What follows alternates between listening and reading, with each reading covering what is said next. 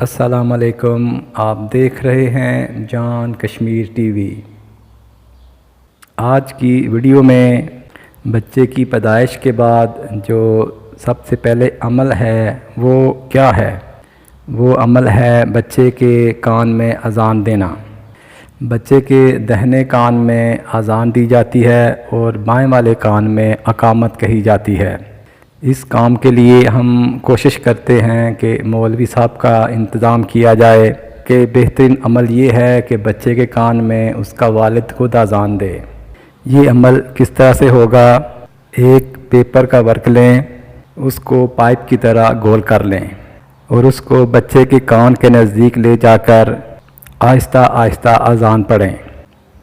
اللہ اکبر، اللہ اکبر، اللہ اکبر، اللہ اکبر، اشہد ان لا الہ الا اللہ، اشہد ان لا الہ الا اللہ، اشہد ان محمد رسول اللہ، اشہد ان محمد رسول اللہ، حی علی الصلاۃ، حی علی الصلاۃ، حی علی الفلاح، حی علی الفلاح، اللہ اکبر، اللہ اکبر، لا الہ الا اللہ۔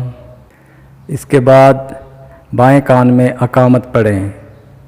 اقامت میں حی علی الفلاح کے بعد دو جملوں کا فرق ہے، اضافہ ہے جو اس طرح سے ہے: قد قامت الصلاۃ، قد قامت الصلاۃ، اللہ اکبر، اللہ اکبر، لا الہ الا اللہ۔